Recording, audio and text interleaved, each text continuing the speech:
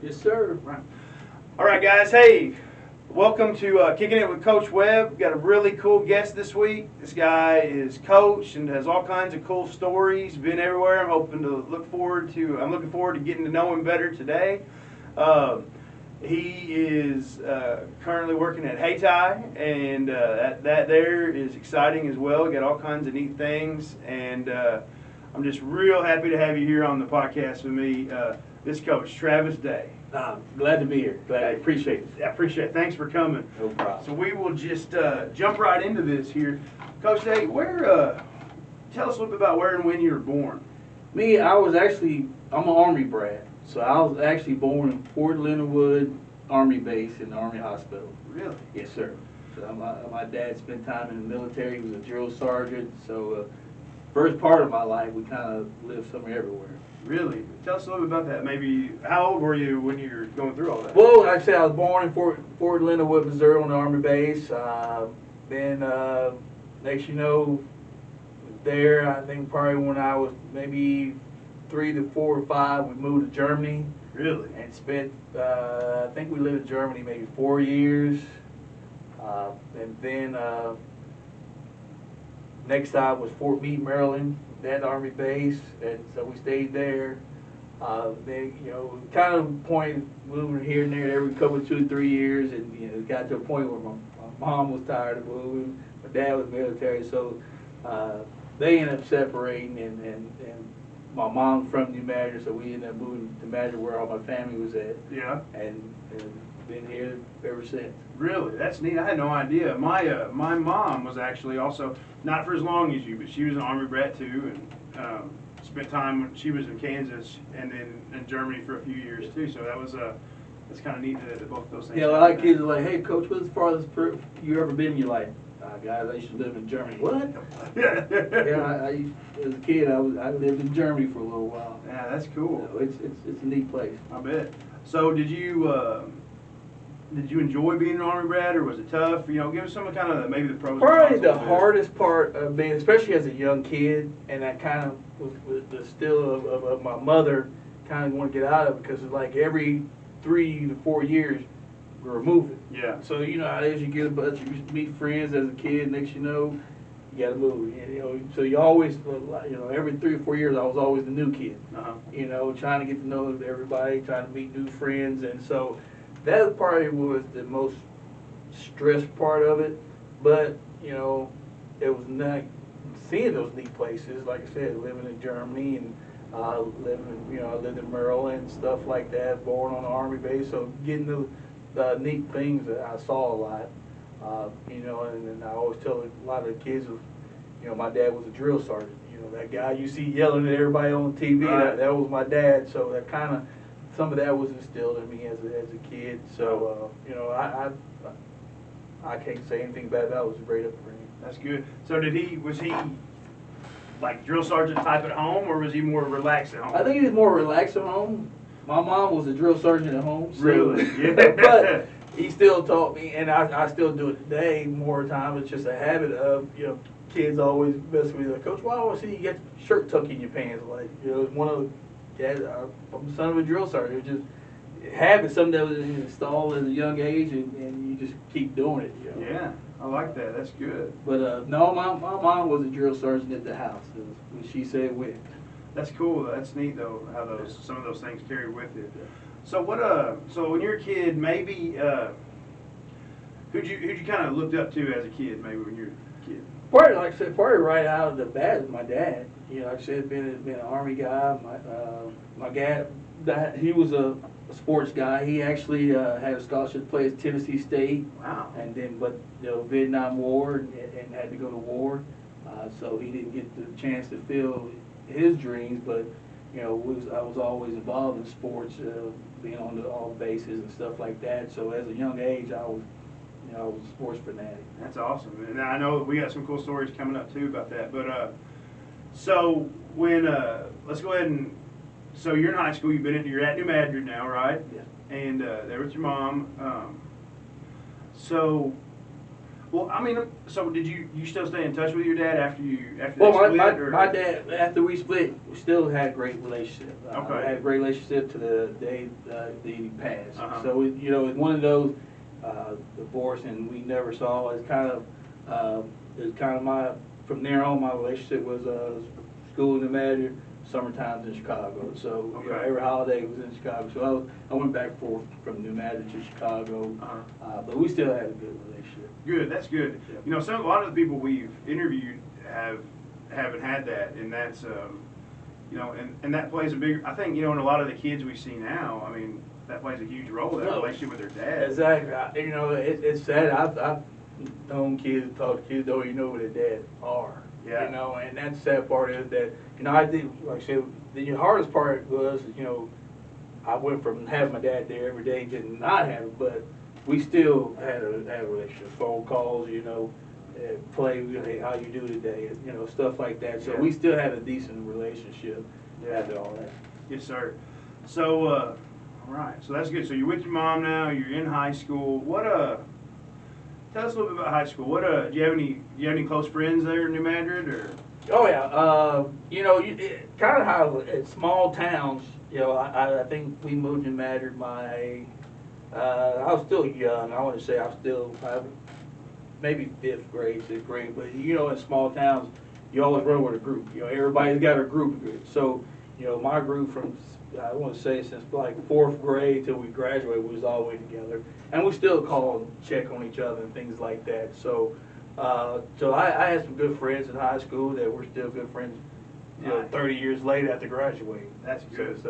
And that's kind of what I guess a good small town vibe, because you get that, and then everybody goes off and start having families and stuff like that. It's pretty cool.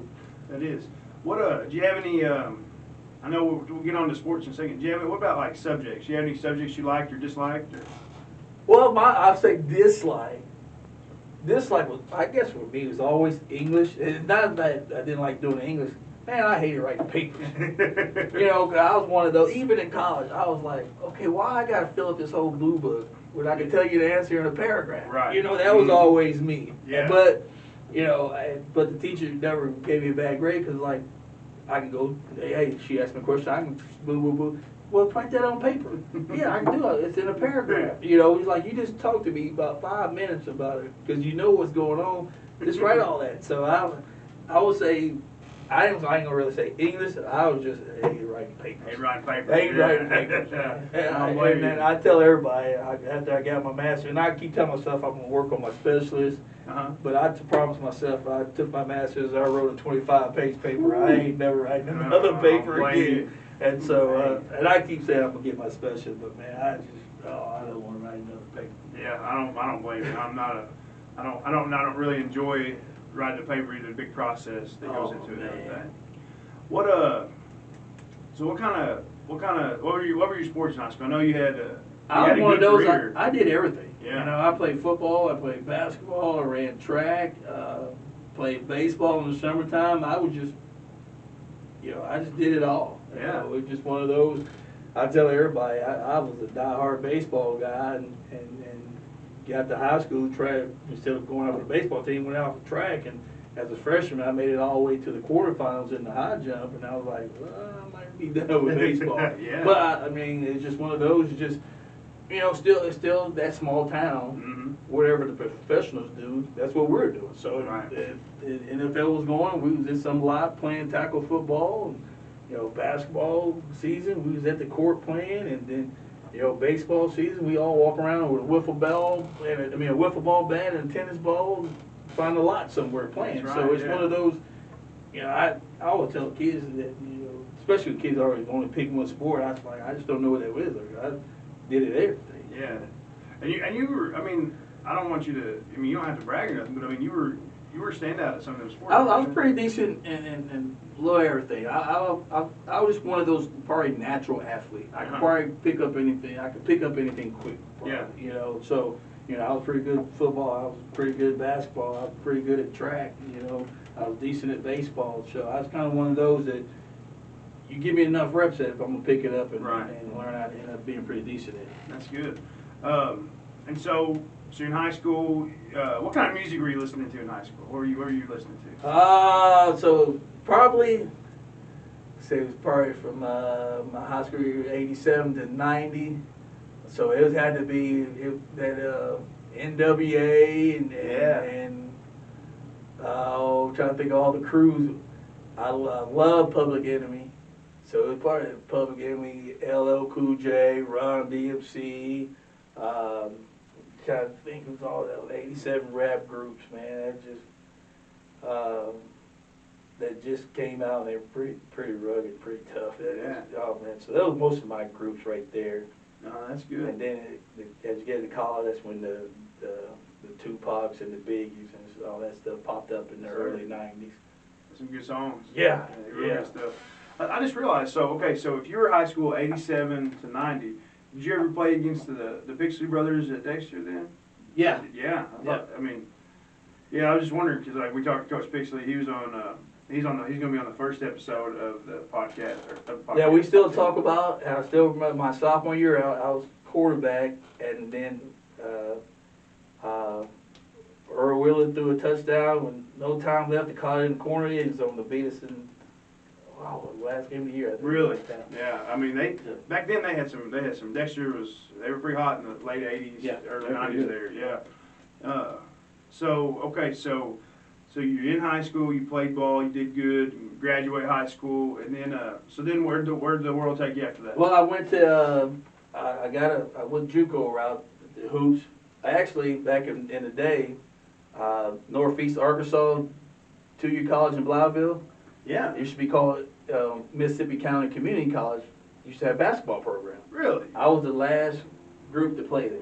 Really? Yeah. That's pretty cool. And then I got a scholarship from there to play at Tennessee Tech. Okay. In the OVC, went out there for a year. Me and those mountains, we didn't get along out there. So I ended up transferring, still sitting out trying to go to another Division I school. I had a bunch of buddies that were playing football at Central Methodist University. Yeah. And I told my buddy, they talked to the coach for me, and I ended up at Central Methodist. And actually played basketball, and went there, played basketball, football, ran track. You got to do all three of them? Yeah, because I was a fifth-year senior, so I didn't graduate till that following year, and so I played football. That's cool. That's cool. I spent 1 year at Central Methodist too. Yeah.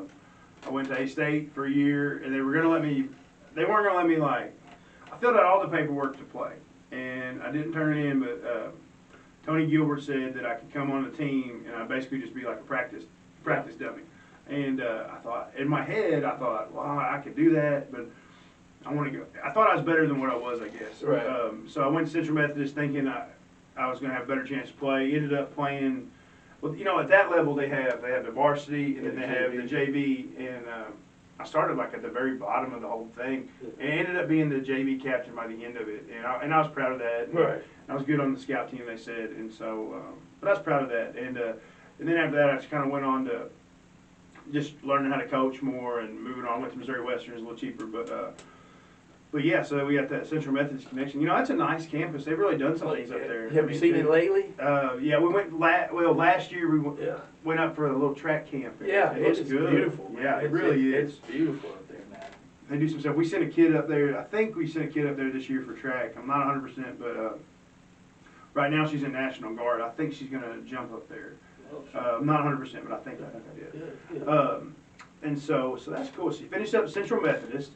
And then I was one of those, I always tell the kids when I graduated, I had opportunities, tryouts at the CBA, which is the NBA Development League now. Yeah. But they were all like, November, October, and all that stuff. And I got offered a coaching job at Kemper Military Institute in Boonville, Missouri. Yeah. And so I was like, okay, I want to play basketball. I also want to coach. Yeah. And I'm sitting there like, well, I got this coaching job right now. That's the dream. How many years would I have to go through that process to probably even get back here to coach it? Right. Or, get a chance to play overseas or something like that. And so I was like, I'm gonna take this coaching gig. I was, it wasn't much money and nothing like that, but it got me into coaching, and I was there for a year, and then I went from there to Mosley Community College in Mosley, Missouri, Okay. and then coached some pros. I mean, that's when I always tell everybody the best brand of basketball I ever saw in my life is junior college basketball, especially back then because you didn't have prep schools and everybody finding ways to hire kids and stuff like that. Right. A kid didn't have grade for NCAA, they had to go to JUCO where it's mandatory. And some of the best talent I've ever seen was in those span of years at the 2 years at the junior college level. I coached pro, ended up going from JUCO to pro. Really? But man, it's probably where I truly learned to coach athletes because man, they were talent. So what years were you up there? I was at Mobley Junior College from '98 to '02. Okay. And then '02, left there and went to Central Methodist as assistant coach. Okay. Basketball, you said? Yeah. Yeah. So that's pretty cool. So when you were at the military school, were you doing basketball there as well? Yeah, I was coaching basketball there. So basketball is that's your favorite then. Probably my favorite. Yeah. And everybody, and because I had coming out of high school, I probably had a couple D2 offers in football, but my mindset was,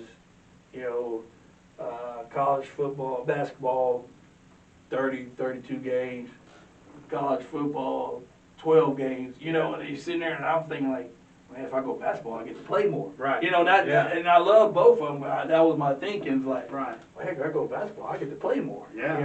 So instead of doing all that for 12 games, man, I can do all that and get 30 games. Yeah. So that's kind of how I ended up deciding to go to college and play basketball just because you get a chance to play more. That's cool.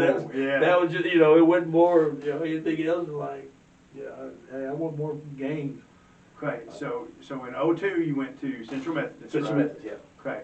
Tell us a little bit about that. Now you're at the NAIA. So At the NAIA level. So, and I guess it's kind of how I'm able to adapt to every style because, like, I go from junior college where I'm we had 6'7", 6'8" kids that can handle the ball like guards. Really? So you go for those talented kids, and now you go down to NAIA, who these kids might be just a skill, but not as athletic. Right. So now you learn the game of, all right, how I do if I ain't as athletic as the next opponent. So now I learned more of the X and the O's, I would say, from the NAIA level, because now, I got this skilled kid who can shoot the lights out of it. Now we got to find ways to get them open. Yes, So at the junior college level, we ran more motion offenses because we always had a couple, 2 or 3 kids that can break you off the dribble and get the shots. A lot of times you get to that NAIA level, it's more skill based. You playing beneath the rim, and now you kind of the X and O's kind of get more involved in it. That's pretty cool. That makes a lot of sense on how being able to do that. So Central Methodist there, and then ultimately you end up coming back to high school. Yeah, so how did that play out? I was at Central for 3 years, from '02 to end up '06. It's crazy when I tell people how I ended up. Hang on, this is hilarious. I had no idea about this. So you were there when I was there. Really? Yeah, I just realized this. Yeah. I had no idea. I was doing football, but you were doing basketball. I was there I got there August of '04, and I was say till May of '05. I was there. I'll be dang. I was a mission rep and assistant basketball coach. I'll be dang. Yeah. That's cool. Yeah. I had no idea. Because you don't. You see people, but then you don't know. Right. Right. Yeah. I'm just some kid that was coming through the system there, trying to figure it all out. Yep. 'Cause we had Merle Masonholder was still the coach when I went there, and I met some of the best people. Great people. Great Great people there. Yeah, that's cool. I had no idea about that. You learn something every day. But The crazy story how I ended back home. Yeah. and because I never thought about getting into high school, really coaching. So it got to a point. Well, I'd say it got to a point. I ended up getting a call, from the superintendent, and he was like, "Hey, I saw your resume, Coach. You interested to come back home?" And I was like, "You saw my resume? How you send my resume?" He's like, "Oh, we got your resume." And I look over at my wife. She sent my resume, and because she was like, "Well, I just thought about it be cool." So I was like, "All right,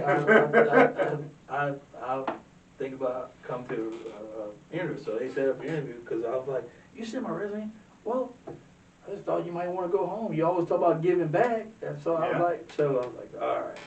And so, we do the interview, and call, offer me the job. I was like, give me a day to think of, because, my mom was like the mama bird. She kick you out of the nest, leave, don't ever come back. Her thing was for me and my sister, I'm giving y'all two options: you go to the military or you going to college. But you're getting out of New Madrid, So you hear that all these years, get out. Mm-hmm. So like, man, I gotta go. So boom, I'm going. I ain't never come back. I just come back and visit and stuff like that. So, and I tell you everything, the hardest decision I ever made in my life was moving back home. So my wife and my mom was like, I always tell everybody, my mom talked me into it, because I was like, no, I don't know if I can move back home. I wasn't even thinking about coaching and things like that. I was thinking about, man, I don't know if I can move back into Madrid.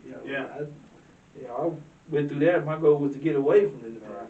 I mean, it's a big difference. I mean, like, people don't realize how big a difference it is between, like Missouri's kind of diverse, but I mean, like, culture-wise, even like anywhere south of Benton Hill, like you're in the South, and then you get up in there, and like, you're in the Midwest. Like, that's what I think Missouri's cool, because like my wife's from Odessa by Kansas City. Yep.